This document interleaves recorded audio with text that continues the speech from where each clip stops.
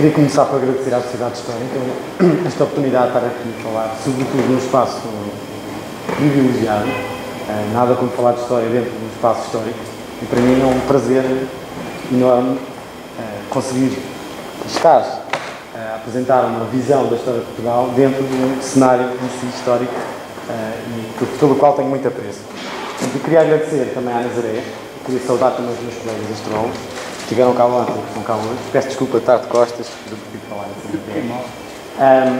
E em relação aqui à minha apresentação, eu devo dizer que este tema da história de Portugal sempre me fascinou.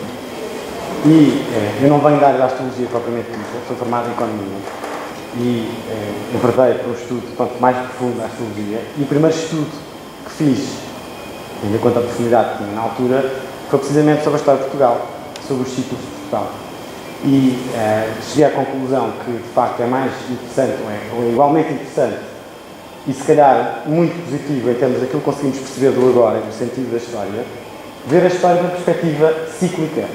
Isto é, ciclos recorrentes, com temas parecidos, mas com desafios cada vez maiores. E, portanto, concretamente em relação a esta fase da história de Portugal, eu acho que é das fases mais decisivas em relação a tudo aquilo que foi a construção da história. Estamos numa fase de frutos, já vou explicar um pouco melhor essa questão, mas eu diria que é muito... não há um momento melhor para se falar da trajetória da identidade portuguesa, como dizia o Lourenço há pouco, que estamos a perder essa identidade, estamos a perder a soberania, e que é fundamental voltarmos a recuperar essa soberania. E, concretamente, a história de Portugal é dos patrimónios mais fabulosos que nós temos. E é pena não termos tanta consciência disso e, sobretudo, da magia e até da matemática da história de Portugal. A matemática cíclica, que é aqui o que eu venho apresentar. Pode ser? Obrigado. Eu posso acrescentar só uma frase que eu gosto muito a propósito do que o João disse. Como eu estive na América, eu li muitas coisas americanas, Mark Twain dizia: a história não se repete, mas rima. Rima. E nós encontramos, não é, João? Encontramos muito esta rima.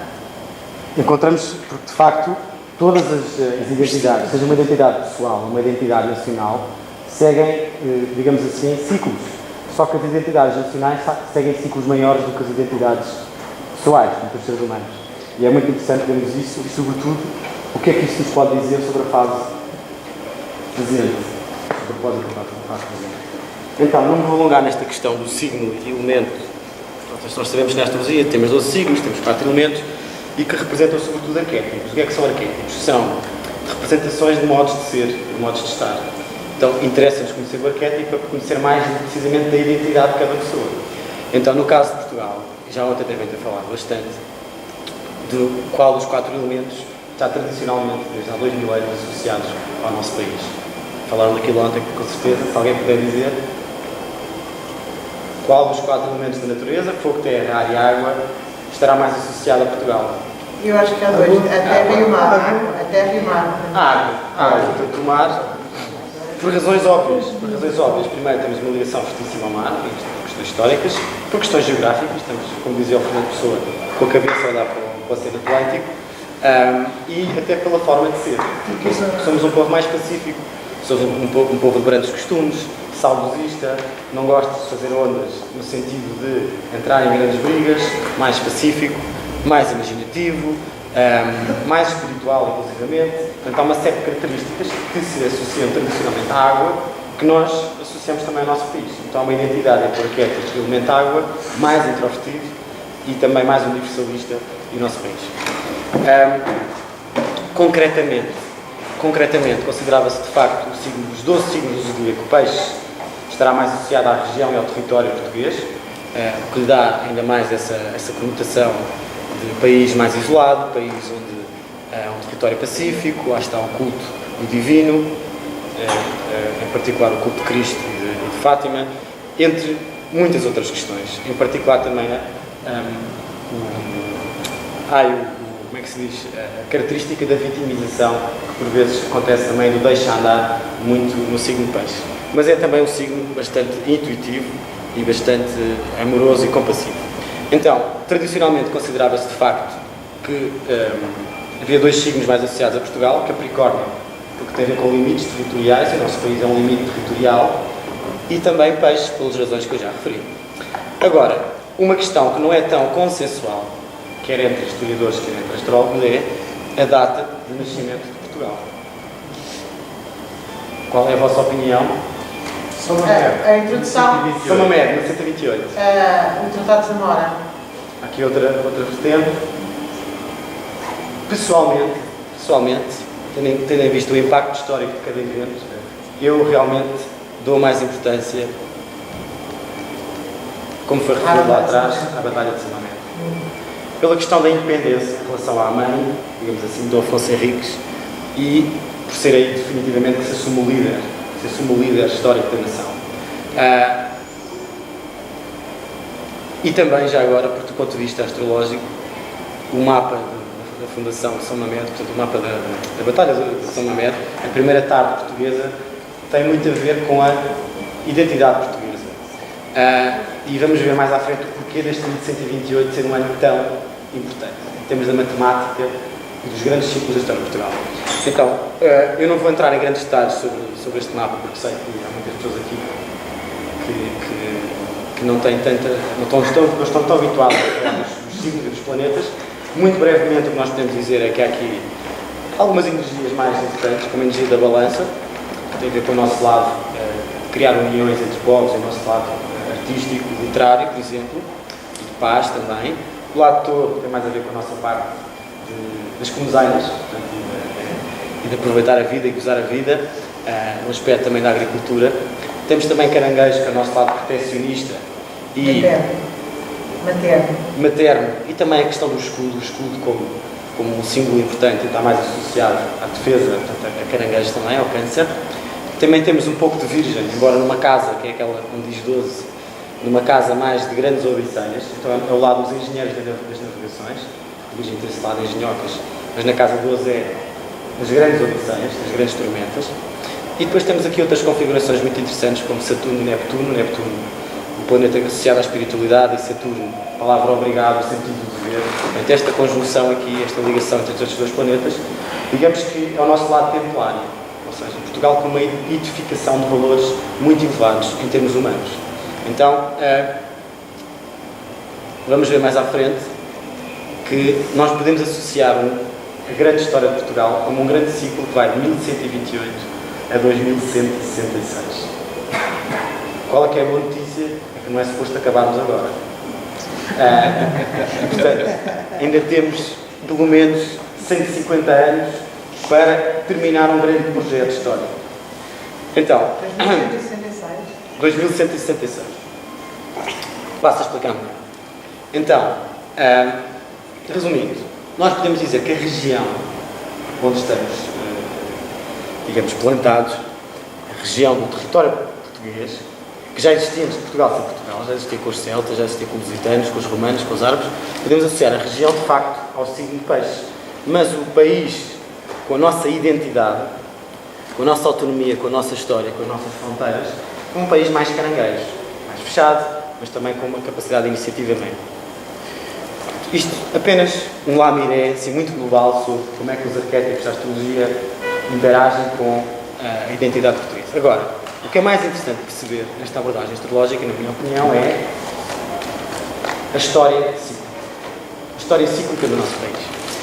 Então, o ciclo, em duas grandes fases, para mim resume toda a astrologia. E o que é o ciclo? Vou pedir-vos que vocês façam uma inspiração profunda, pode ser? E agora uma inspiração. Mais uma vez.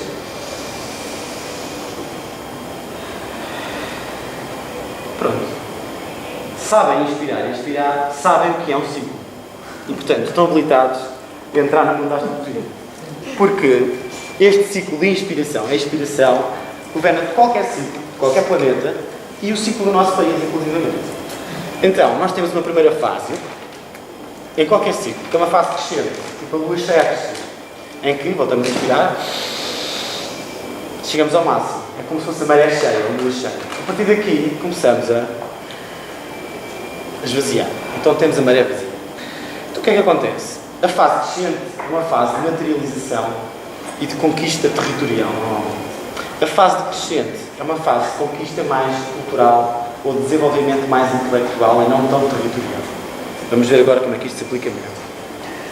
E, para além disto, nós podemos dividir esses duas fases durante o ciclo em 4. A fase da infância, a fase da juventude, a maturidade e a sabedoria. Ou seja, se dividimos o ciclo crescente em 2 quartos, temos a infância, a juventude e depois a inspiração, temos a maturidade e a sabedoria. Agora, para que é que isto interessa? Interessa muito. Perceber o que é que cada quarto ciclo significa. Por exemplo, o que é que será um ciclo de infância? Um quarto ciclo de infância. A infância, o que é que acontece na infância? É a aprendizagem. Aprendizagem. É a descoberta. Também. E uma certa agilidade também. E na juventude?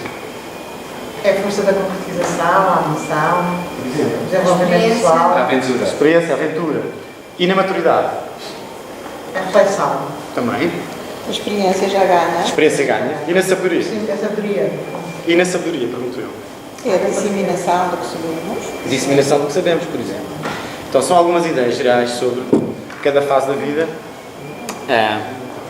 Cada fase da vida. Portanto, digamos que a juventude é uma fase de ego e de vitalidade. A fase da infância, uma certa novidade e criatividade. Alguém falou aqui em descoberta também. A fase da maturidade, responsabilidade, a sabedoria do certo desapego e também capacidade de ensinar e generosidade de espírito. Agora, a minha pergunta é a seguinte. Em que fase está Portugal? Eu diria que estamos numa fase de sabedoria, mas negativada. Negativada?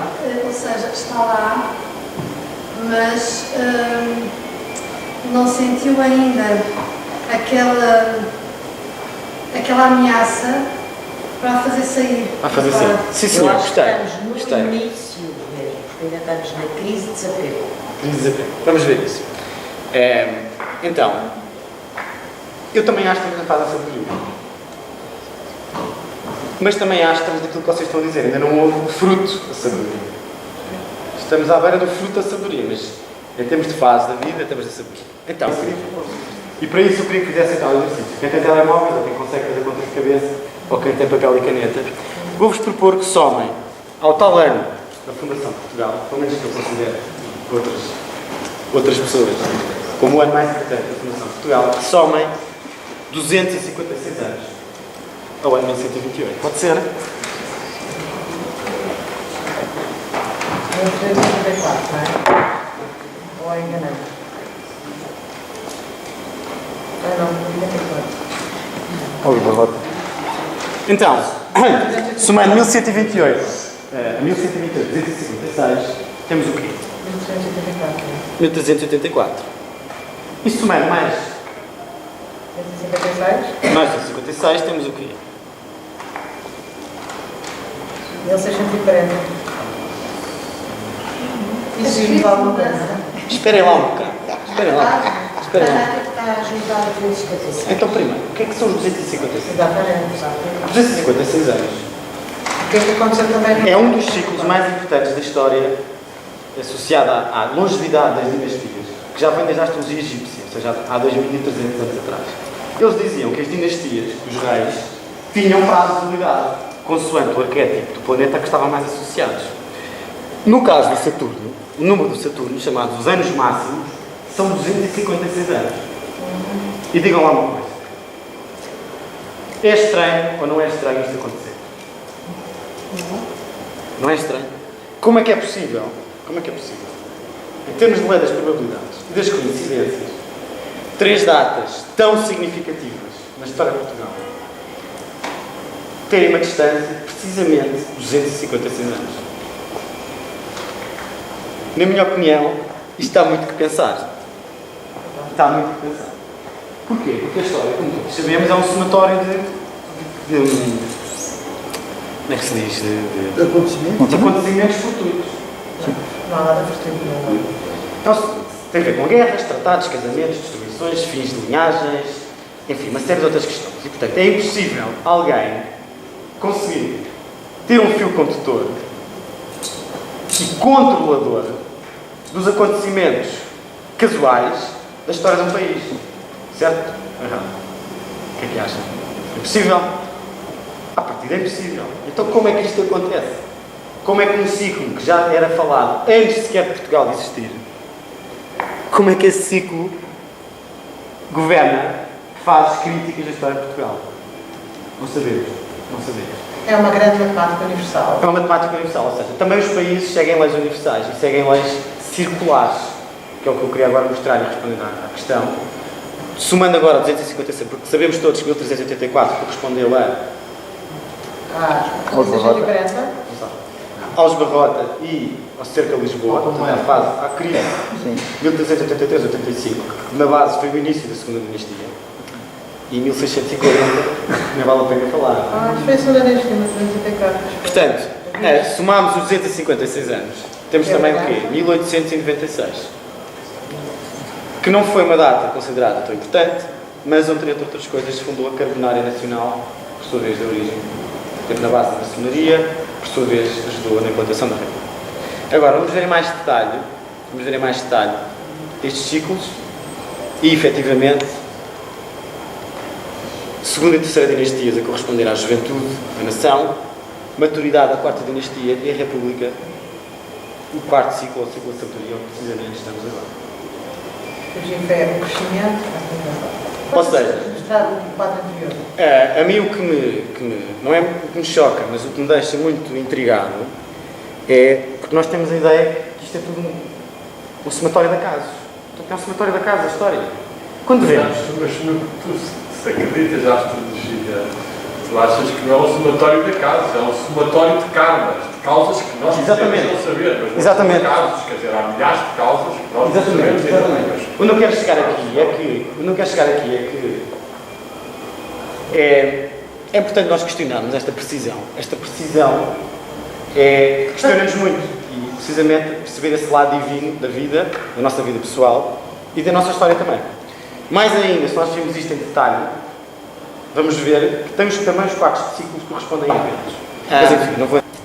Teremos, então, a crise de força, 1384, a fase 1383-85, a crise de compromisso, a restauração, a crise minguante ou do desapego, a República, e, de facto, se Portugal fosse um ser humano, teria aí uns 60 e tal anos. 60 e tal, na minha perspectiva.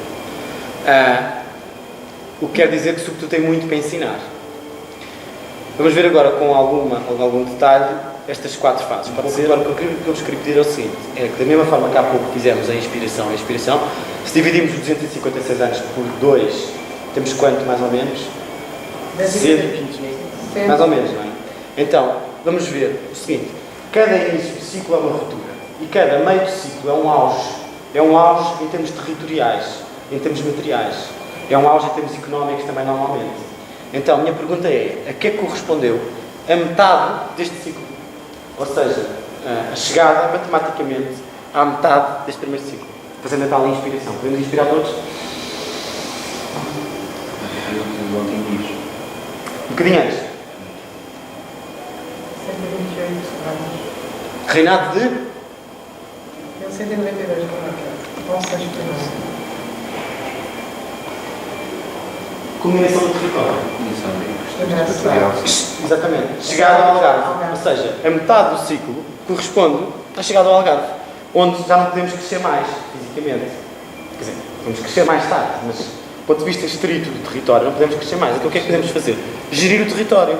Isto é o que se faz na fase minguante. Não vamos crescer mais fisicamente, vamos gerir isto e ter alguma inteligência.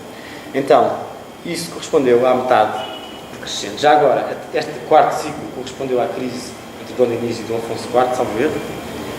Portanto, os quartos de ciclo também correspondem a crises. No caso da juventude, a minha pergunta é o mesmo. Qual será, a que é que corresponde a primeira metade? Deve ser os filhos, não? O auge deste ciclo. Portanto, matematicamente, somando os tais 128 anos, Para o nosso mundo. O auge dos territórios coloniais. exatamente. Dom Manuel, o auge da descoberta. Há sim um ciclo para 1640, ok. Sim. Ou seja, somando a tal metade do ciclo de 256 anos, atingimos os 1512, que corresponde ao máximo de distância física que os portugueses chegavam no mundo até ao Extremo Oriente. Ou seja, tinham passado ainda chegavam ao Extremo Oriente. Portanto, a fase mais, digamos assim, épica e gloriosa em termos de descobrimentos, não é? No auge do ciclo da juventude, que é um ciclo do ego. Portanto, o ciclo da juventude é o ciclo do ego. Então, quando nós perguntamos quem é que são os portugueses, o nosso ego vai buscar, nós somos os que descobriram e que viajaram. Não é? Portanto, porque este foi o ciclo da nossa juventude, do nosso ego. Enfim, temos depois já agora a outra quarto ciclo, que corresponde a quê? Está perto de que data? À crise Ou seja, Ok, à caça de viver. Portanto, um quarto enquanto. Quarto ciclo, terceiro ciclo. Temos 1640 a restauração e a metade do ciclo corresponde a quê? Mas inspirar todos, pode ser? Dom José, Marquês de Pombal, foi uma altura também de uma grande modernização do país. Talvez dentro do cômputo geral deste ciclo foi das fases em que houve maior, também certas perseguições, outras coisas menos agradáveis, mas em termos de uma certa modernização do país, não foi uma fase assim tão má. Temos depois também a crise entre absolutistas e liberais, a crise minguante, e até chegarmos à tal data, 1896. Então a grande questão que se coloca é esta. Então e agora? E vou-vos propor o seguinte desafio. Vamos dividir 256 anos por 4, dá 64 anos. E vamos somar 64 anos a estas duas datas, ou seja, 1896 e 1910. Pode ser? Quantos anos? O que soma 64 anos a 1910 e a 1896. Uma delas é fácil, é 74. Mas quantos anos a somar? 64 a 1910, parece que é uma data que a gente não se esquece com facilidade. 1974. Ou seja, somamos o quarto ciclo, estas duas datas, que podemos considerar do início do quarto ciclo, temos 1960 a 1974. Ou seja, somamos a 1910, temos 74 precisamente, que ninguém se lembra do que aconteceu nessa altura. E 1960 foi o que deu na origem, que teve na origem de 74, foi o início da Guerra Colonial. Portanto, quer nós vamos buscar a 1896 ou 1910, ou até as duas, o ciclo continua a fazer todo o sentido. Então, nós concretamente agora estamos no final, portanto já agora isto corresponde à democracia, que é a fase, já podemos inspirar. Portanto, 2024, 2038 é o auge do quarto ciclo da história de Portugal, na minha perspectiva, pelo menos. Ou seja, nós tecnicamente estamos na juventude do quarto ciclo. O que é a juventude do quarto ciclo? É aquela altura em que os jovens, com 25, 26 anos, têm que ser independentes e já não percebem nada dos pais. E têm que criar identidade e consciência de si próprios. Já com um grande pé na independência, mas um outro pé numa dependência emocional dos pais. Então, a questão da independência financeira aí? Financeira e também intelectual. Intelectual começará mais cedo. Esperemos. Sim, o que eu estou a dizer é que, fazendo equivalência com a vida de um ser humano, isto corresponde aos 20 e poucos anos de vida, 26, 25, 26 anos de vida, a chegar aos 30. A altura em que normalmente as pessoas casam, têm filhos e mudam muito de vida. Então, é uma altura de consciência da identidade portuguesa. Consciência da identidade portuguesa e de maior autonomia, pelo menos em termos de pensamento, de políticas, do sistema onde está integrado, neste caso, eu diria mais ou menos. Mas enfim. 256 e que começa, digamos, numa passagem de um projeto e que esse projeto atinge o seu culminar, portanto, na metade do seu tempo. Sim. Portanto, em todos os casos, mostrou, digamos, aquilo que Dom João I é nítido, o projeto seria a expansão, não é? Exatamente, que atinge Dom Manuel. Portanto, o projeto de expansão territorial começava antes. Aqui qual é o Quer projeto? dizer, ora, aqui é que está aqui um projeto. Qualquer dos ciclos minguantes. E, digamos, ao quebra do projeto, simultaneamente a decadência do projeto passado no seu meio. No seu meio. Pronto, o que é que acontece? Tanto o auge do anterior ciclo como o auge deste ciclo são fases da expiração global da história de Portugal. Ou seja, são fases, em termos de vitalidade física e material e até económica, são fases decrescentes. Ou seja, um auge da sabedoria ou da velhice não deixa de ser, não deixa por isso de ser a sabedoria, que é uma fase por si de uma certa quebra em termos da componente de infraestruturas e da componente física. Mas, porque há sempre o reverso da medalha, este projeto, ou este objetivo deste quarto ciclo, não será tão de expansão e de conquista imperial, ultramarina, ou até de mercados em termos económicos, será uma expansão que já está a ocorrer, e que eu gostava de explicar em 5 minutos, a outro nível. É um nível mais intelectual e cultural, sobretudo. Se eu puder ter os 5 minutos, com um país, de facto, estamos na sabedoria, ou seja, é um país já cansado, um país já com muita experiência de vida, se calhar não com grande fôlego, mas enquanto República está na sua juventude, ok? Portanto, nós podemos ver estes 4 ciclos como o zodíaco inteiro.